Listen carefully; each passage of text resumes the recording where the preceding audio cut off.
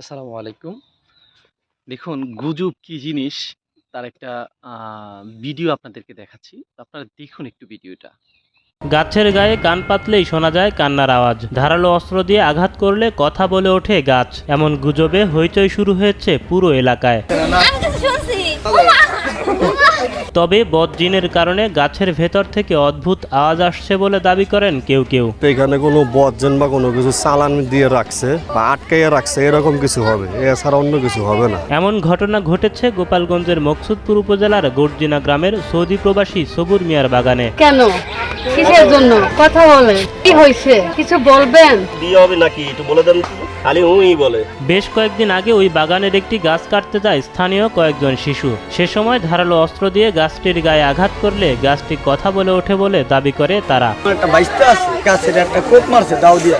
গাছে বলছে কি যে আমারে কাটিস না, আমার মারিস না, আমার কষ্ট হয়, গাছটা কাটিস না। তো ছোট মানুষ না, ও পরে পোলাপান্ডে বলছে, পোলাপান আইসা কান পাতে কথা বলে, গাছেও কথা বলে। কান পাতলে গাছের ভেতর থেকে কান্নার এবার দেখুন আমরা কতটা গুজব পাগল মানুষ যে গাছ কথা বলে, মানুষ কান পেতে শুনছে, গাছ নাকি ওদের সাথে কথা বলতেছে এমন কথা শোনা যাচ্ছে। তো দেখি এই ব্যাপারে আমাদের হযরত মাওলানা সাদিকুর রহমান আজহারী সাহেব কি বলতেছে, তেনার বক্তব্যটা আমরা একটু শুনি। সবাই বলাবলি করছে যে এটা একটা জিনের আওয়াজ, বলছে যে বাচ্চা কোনো মেয়ে সেখানে কান্নাকাটি করছে। তো এই ঘটনাটি বের হয়ে আসলো ঠিক তখন বাচ্চা দুইজন ছেলে একজন প্রবাসীর বাড়িতে গেল গাছ কাটার জন্য, দুষ্টামি করেই কোপ দিল। এই কোপ দেওয়ার পরেই এই বিপত্তিটা বেড়েছে। কোপটা যখন লেগেছে তখনই গাছ থেকে কেমন যেন রক্ত ঝরার মতো গাছের কষগুলো বের হলো এবং গাছের ভিতর থেকে কে যেন বলছিল যে আমার কষ্ট হচ্ছে। সেই থেকে এই নিউজটা এত বেশি ভাইরাল হয়েছে, ঢাকা থেকে, পটুয়াখালী থেকে, বরিশাল থেকে, পটুয়াখালী, বরিশাল, মাদারীপুর, এমনকি ঢাকা, খুলনা, বাগেরহাট থেকে সবাই কিন্তু এই গোপালগঞ্জের মকসুদপুরে এখন ভিড় জমাচ্ছে যে এই গাছের সঙ্গে কথা বলবে। আমরা আসলে খুব হুজুগে জাতি। এমনও হতে পারে কোনো ডিভাইস এই গাছের ভিতরে ব্যবহার করা হয়েছে। আপনি আমি হয়তো আমাদের চোখের অন্ত আড়ালে এই জিনিসটি লুকিয়ে রেখে ছোট্ট অনেক ডিভাইস এখন পাওয়া যায়, যেই ডিভাইস দিয়ে এমন কোন রেকর্ডারের মধ্য দিয়ে কিছু শব্দ, কিছু আওয়াজ, কিছু নর্মাল কথোপকথন, এগুলো দিয়ে ডিভাইসটা গাছের ভিতরে রেখে দিয়ে এমন একটা আওয়াজ যে আপনি কানের সঙ্গে লাগানোর পর আপনার কাছে আওয়াজটা অনুভূত হচ্ছে, এরকম বিষয়টা হতে পারে। আবার তারা যেটা দাবি করছে যে কোনো জিনকে আটকে রাখা, এটা যে কোনো ভাবে এই কাজটাও হতে পারে। স্বাভাবিকভাবে মানুষের একটা মতিভ্রম হতে পারে যে কিছু মানুষ বলছে তাই কিছু মানুষ না শুনলেও বলতেছে যে আমি কিছু শুনেছি। আমি না শুনলেও যদি আমি এখন না বলি তাহলে এটা কেমনে হয়? ওইখানে একজন ইমাম সাহেবকে প্রশ্ন করা হয়েছে যে আপনি কি মনে করেন? তো ইমাম সাহেব বলেছে আমার কাছে মনে হচ্ছে দুষ্ট কোনো জিনকে এখানে আটকে রাখা হয়েছে। তো দেখুন আমাদের দেশে এখন প্রতিনিয়ত এত বেশি তাবিজ, কালো জাদু, ব্ল্যাক ম্যাজিক, মানুষকে ক্ষতি করার জন্য এত কিছু বর্তমান সময়ে বেড়ে গিয়েছে। নবীজি সাল্লাল্লাহু আলাইহি ওয়াসাল্লাম পরিষ্কার হাদিসের মধ্যে বলেছেন, হাদ্দুস সাহিরি দরবাতুন বিসাইফ।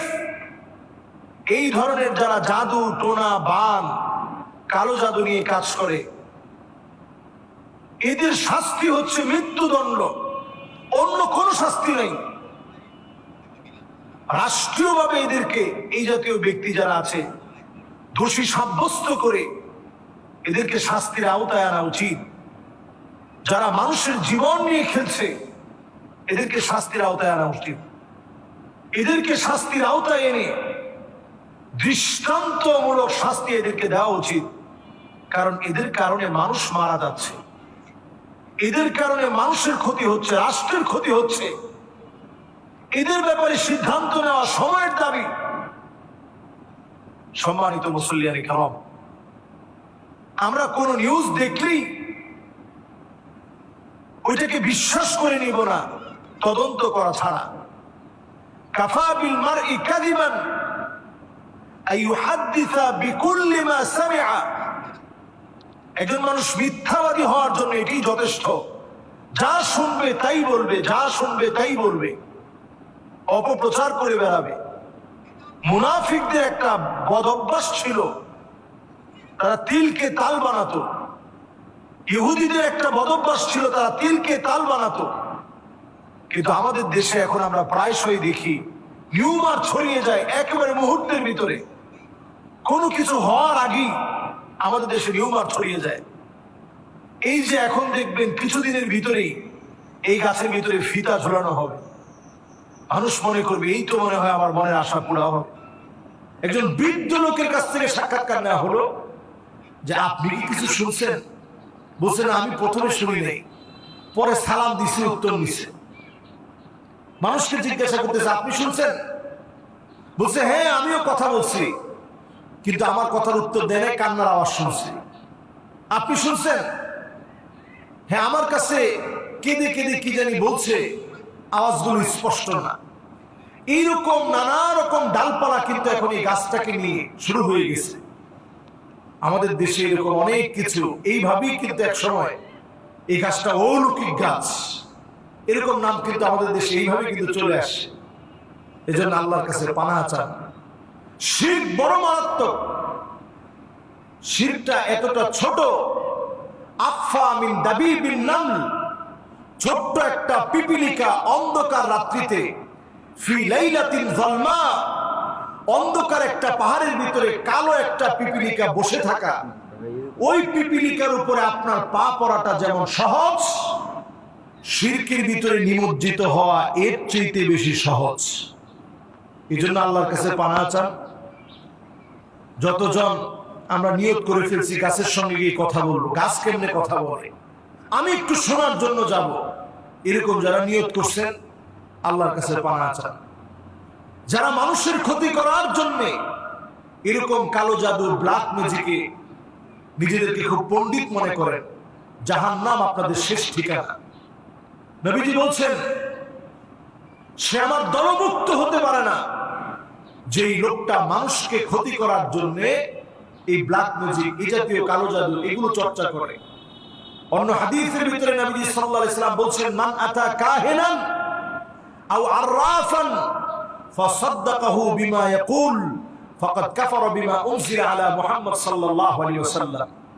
এই জাতীয় কোন ব্যক্তি যারা মানুষকে আগাম অনেক কিছু বলে দেয়, অমুককে মেরে ফেলবো, অমুকের ক্ষতি করতে পারবো, অথবা অমুকের সাথে সম্পর্ক হয়ে গেছে, বিয়ে হয়ে গেছে, ওইটাকে ভেঙে ফেলবো, তাকে তিল তিলে নিঃশেষ করে দিব, মাছের মধ্যে সুই ফুটিয়ে, পুতুলের ভিতরে সুই ফুটিয়ে, গাছের ভিতরে প্যারাক গেড়ে নানাভাবে ক্ষতি করার চেষ্টা করব, সব আমরা করব। এরকম যারা বলবে, এইরকম কোন ব্যক্তির কথা বিশ্বাস করে তার কাছে যদি আপনি যান, নবীজি সাল্লাল্লাহু আলাইহি সাল্লাম বলছেন কেমন যেন সে আমার উপরে যে কোরআন আল্লাহ অবতীর্ণ করেছেন, এই কোরআনকে কেমন যেন সে অস্বীকার করে ফেললো। কোরআনকে যদি আপনি অস্বীকার করেন, আপনি কেমন করে একজন মুসলিম থাকতে পারেন? এই জন্য আমরা কিছু শুনলেই নিয়মারে বিশ্বাস করবো না। একজন মুমিন, তার বিশ্বাসের অনেক দাম। এই দামি বিশ্বাসকে আপনারা ঠুনকো কোনো বিষয় দিয়ে নষ্ট করবেন না। আল্লাহর কাছে আমরা পানাহ চাই সব রকমের এমন জাদু, বান, টোনা, কুফরি, কালাম, এরকম মুসিবতের সকল বিষয় থেকে আমরা পানাহ চাই। আল্লাহ তাআলা আমাদেরকে হেফাজত। তো এই সম্পর্কে আপনাদের কি মন্তব্য, আপনাদের কি ধারণা, আপনাদের কি মনে হয় আসলেই কি গাছ কথা বলতে পারে? সে সম্পর্কে আপনারা আপনাদের মন্তব্যগুলো অবশ্যই কমেন্ট বক্সে লিখে যাবেন, আর সবাই সাপোর্ট করে যাবেন। ধন্যবাদ সবাইকে। আসসালামু আলাইকুম।